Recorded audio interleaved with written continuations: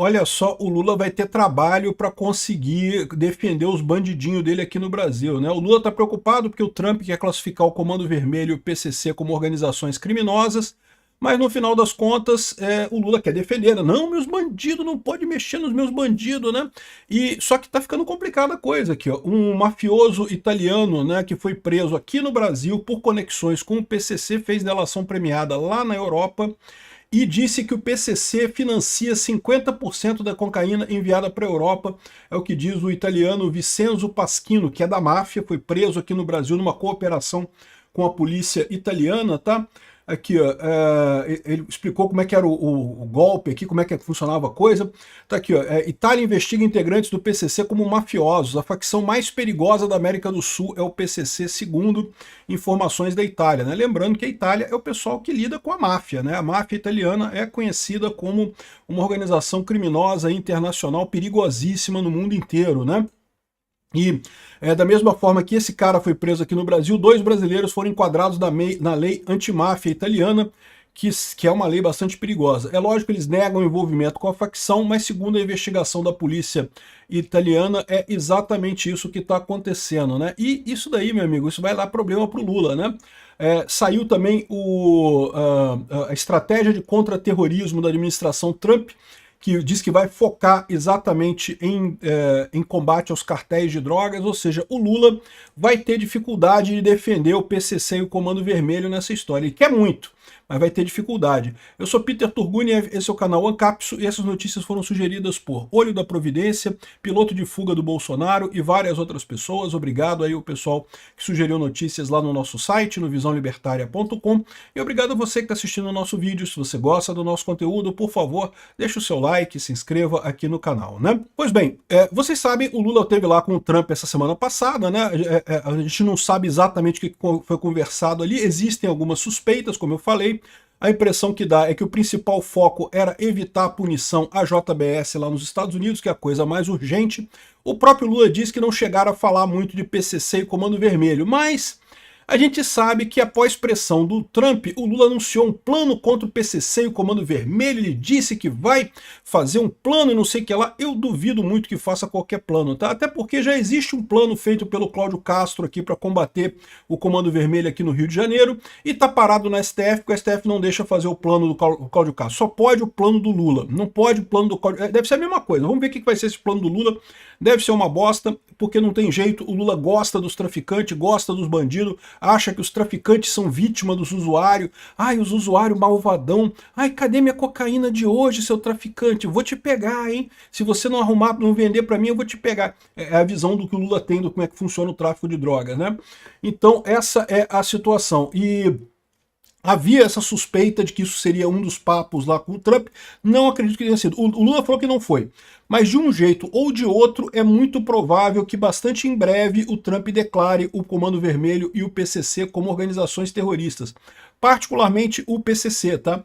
Então tá aqui, ó, essas notícias que têm saído sobre ligações do PCC com outras entidades mafiosas no mundo, terroristas, são importantes, né? Aqui, ó, o mafioso Vincenzo Paschino disse em depoimento que o PCC firmou um pacto com a máfia para financiar 50% da droga enviada para a Itália.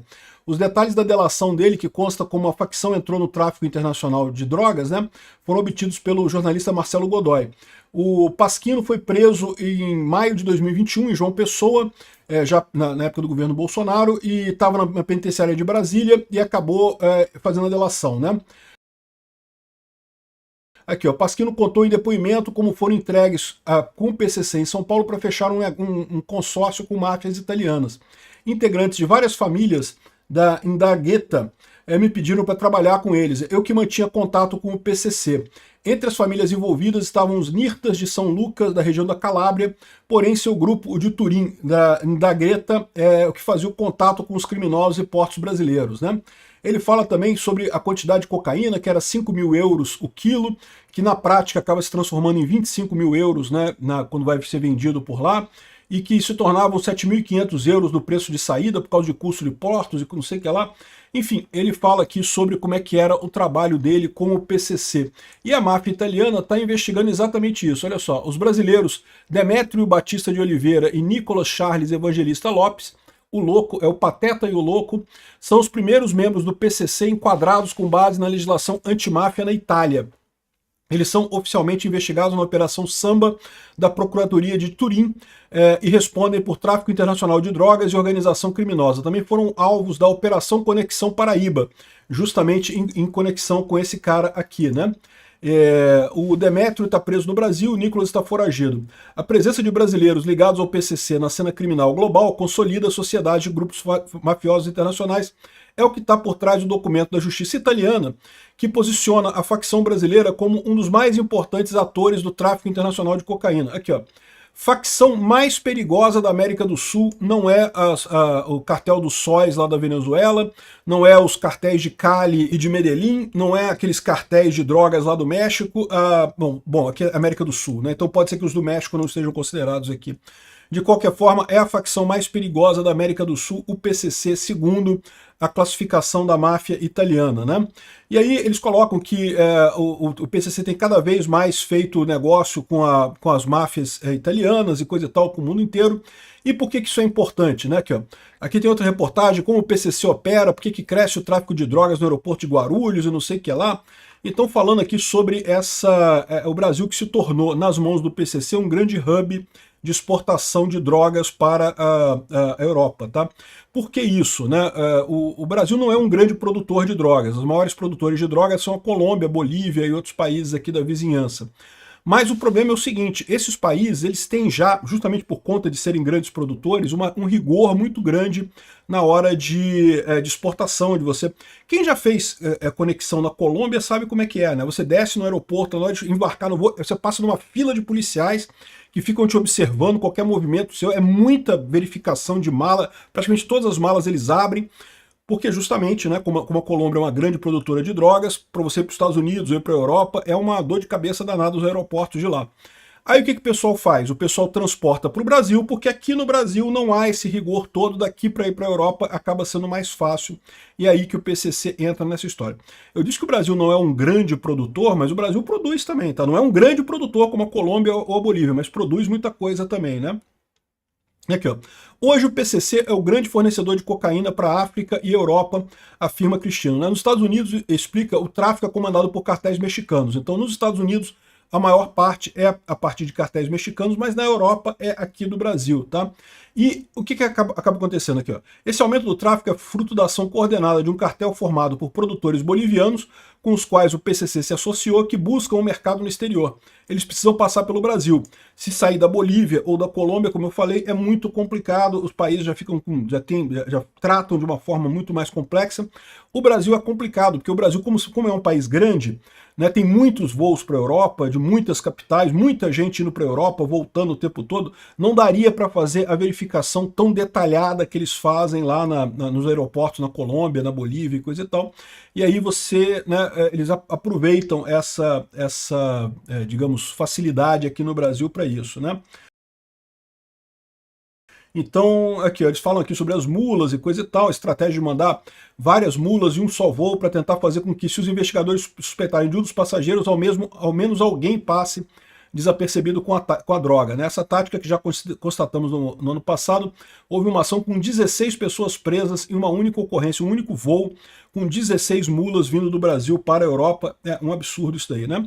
Porque para vir da Bolívia para o Brasil é muito fácil, tem um monte de estradinha de terra no meio do nada lá na região de Mato Grosso que os caras passam e meio que não tem como proteger isso daí, né? Colômbia é a mesma coisa, né?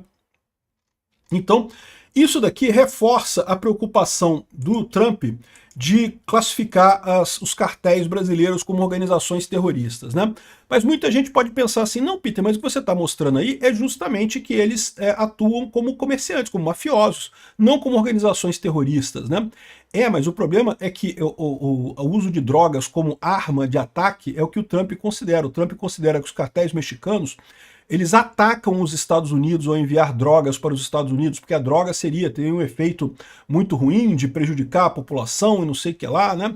O pessoal comenta sempre a história da China no período medieval, que a China foi destruída pela coisa do ópio, não sei o que lá. Eu acho uma besteira isso, tá? Eu sinceramente acho que se a pessoa vai se destruir, ela vai se destruir de um jeito ou de outro. Se não destruir por ópio, vai beber, vai encher a cara e vai se destruir do mesmo jeito. Então não vejo esse problema, tá? Mas é assim que vê os Estados Unidos a questão, né? Então o Trump lançou essa estratégia contra terrorismo que visa justamente combater os cartéis de drogas, tá? O documento é esse daqui, tá? É um documento grande, não vale a pena ler tudo aqui, mas basicamente fala que o foco do Trump é justamente atacar e limitar a capacidade financeira dos cartéis de drogas. E ele fala especificamente da Europa, da África, de vários outros terrorismo por região, né? Nosso hemisfério, aqui fala sobre a Europa, no hemisfério eles incluem Oriente Médio, não sei o que lá, aqui a Europa está aqui. Enfim, ele fala sobre esses casos todos de tráfico de drogas e não sei o que lá, em várias posições do mundo. E ele quer justamente incluir nessa história, tratar os grupos mafiosos, né, esses grupos de tráfico de drogas, como grupos terroristas, porque entende que há uma questão de danificar o país para onde eles estão enviando a droga. A visão dele é que você exportar droga para um país é um ataque contra esse país, e daí o terrorismo, né? E aí, aqui ó, como ataques dos EUs ao Caribe estão mudando as rotas de narcotráfico na região. Eles fizeram já uma ação muito forte ali contra a Venezuela, contra o transporte de drogas ali no Mar do Caribe. Isso, de fato, dificultou o trânsito de drogas a partir dali. Aquelas lanchas rápidas agora, os Estados Unidos têm tomado conta disso, têm evitado ataques mais diretos. Mas o grande problema americano ainda é a fronteira com o México, né? Uma fronteira muito grande que, embora tenha muro em alguns lugares, em outros não tem, e mesmo nos lugares que tem muro, né, não é tão complicado assim você passar droga por um muro daqueles. Então ainda tem uma série de dificuldades aí, essa ligação ali dos Estados Unidos com o México. É o grande problema de droga nos Estados Unidos, é o México, né? Agora, eles sabem que uma opção é justamente o pessoal começar a usar o PCC para mandar drogas para os Estados Unidos da mesma forma que manda para a Europa, né? Então, uma das coisas que o Trump falou com o Lula, certamente, uma das pressões que o Trump tem com o Lula é a questão do PCC e do Comando Vermelho como grupos terroristas. Eu acho que não vamos escapar de termos o Comando Vermelho e o PCC declarados como grupos terroristas esse ano. Eu torço para isso acontecer lá para julho, porque agora ainda está muito cedo. A campanha não começou ainda, a campanha vai começar depois da Copa do Mundo. A Copa do Mundo começa meados de junho, termina meados de julho. Então, em meados de julho, aí quando acabar a Copa do Mundo, aí o Brasil vai começar a se ligar mesmo em eleição e coisa e tal, vai entrar no fluxo eleitoral. E aí sim eu espero que o Trump faça esse negócio, porque eu quero muito ver o Lula defendendo o Comando Vermelho e o PCC. Não, que não pode, Trump, soberania, soberania, porque né, o Trump tá querendo ter soberania para os nossos bandidos, tem que dar soberania para os bandidos. Vamos ver como é que o Lula vai fazer nesse negócio. Eu acho que vai ser uma coisa muito positiva pra gente essa classificação do Comando Vermelho e do PCC como organizações terroristas. Merecem, sem dúvida alguma merecem. Obrigado por assistir nosso vídeo até o final. Tem alguns links para você nos ajudar aí na tela e também na descrição desse vídeo. Contribua com o nosso projeto.